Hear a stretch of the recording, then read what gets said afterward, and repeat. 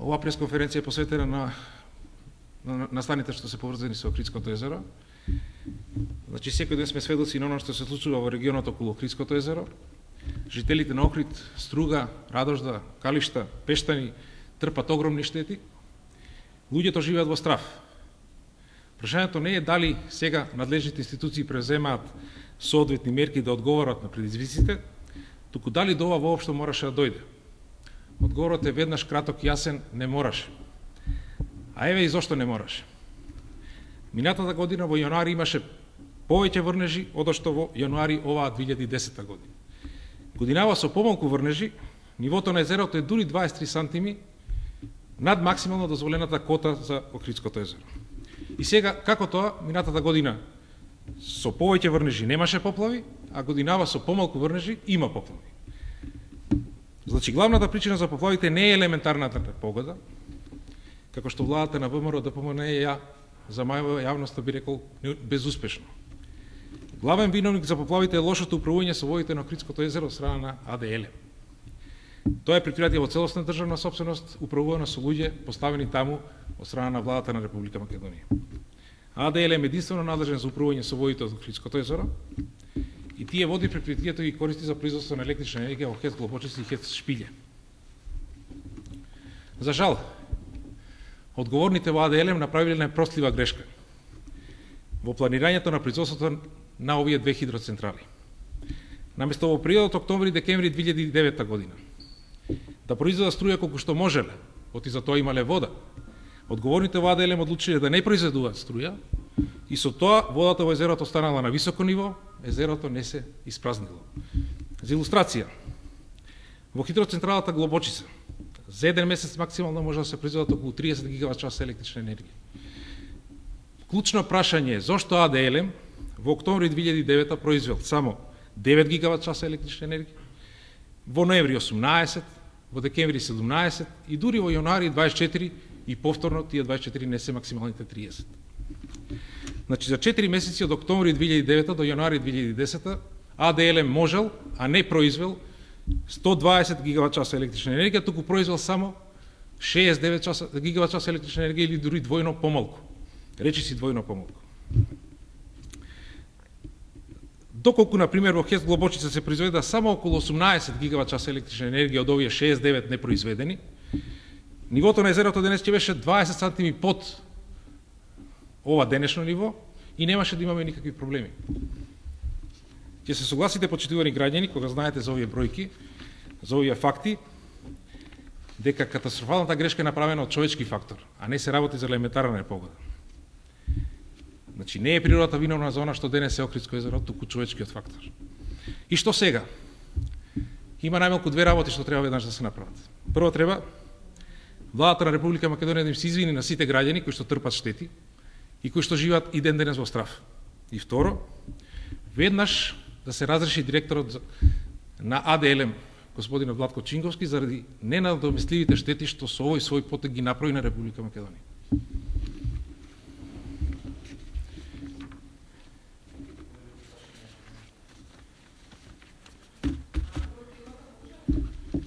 Се може.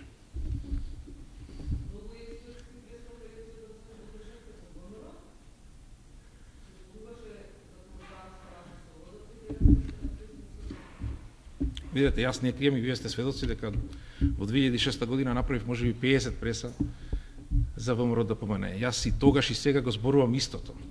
Она што јас го зборувам искрено и со желба да помогнам на оваа држава. Значи, јас сум 45 годишен редовен професор на Машински факултет во енергетска насока, хидротехника и автоматика и немам тука што да добиам или да изгубам. Јас сум човек што 20 години се бави со енергетика и ако ги следите моите настапи во 2006 и 2010, тие не се разликуваат. Она што тогаш го зборев, за жал, од 2006 до 2010 година не се прави. Значи се прави точно спротивното и тоа точно спротивното носи до катастрофа во енергетиката во Република Македонија. Значи денеска, во последните 3 години, АДЛ наместо да произведуваше 1300 гигават часа електрична енергија, колку што произведуваше во периодот од 2000 до 2006 година, кога раководеа со него и кадри на СДСМ, но и кадри на ВМРО ДПМН, значи наместо да ги произведува тие 6300 гигават часа електрична енергија, произведува се на се 5600 просечно. Разликата од 700 оваа држава ја чини сериозни милиони евра. 30 до 40 милиони евра, затоа што таа струја, ако не ја произведе АДЛМ, мора некаде да се купи, да се увезе. Значи, оваа држава секој месец губи, секој ден губи, секој сат губи, секоја секунда дека јас и вие збориме, губиме затоа што АДЛМ не произведува. Второ, АДЛМ требаше да направи хидроцентралата Света Петка лани во мај-јуни. АДЛМ нема уште браната направена. Значи, дури сега со сите сили да се запнат, нема за 3 години да ја завршат хидроцентралата. Тоа што ХЕЦ Света Петка нема да работи, носи сериозни штети за оваа држава. Трето, јас не очекував од 2006 година дека такви аматери ќе се постават на сериозни позиции во енергетиката. Кога велам аматери, тоа се луѓе почетници што не знаат што е неизменично, што е еднонасочна струја. Значи, немаат појма. Ова што сега се случува со Охридското езеро е делумно и резултат на тоа. Лани со измените во Законот за енергетика, управувањето со водите и планирањето на Охридското езеро го започна да го врши АДЛ. Дотогаш беше АДМЕПС. И немаше никакви проблеми. Значи немаше проблеми затоа што во АДМЕПС има сериозни луѓе кои што знаат што работат. Лани годинава пред се, пак ќе речем аматери во АДЛМ го прават тоа и тоа е резултат. Ова што сега се случува со Охрид е резултат на работата на тие аматери. Значи затоа јас и назад 2,5 години не зборувам различно од тоа што го зборам сега или 2006.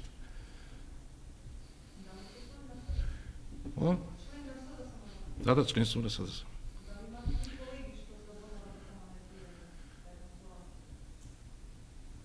Јас можам за себе да кажам дека сум член на СДСМ, што би рекол Амди барем 102%, но за другите ќе покаже времето. Значи јас ве молам да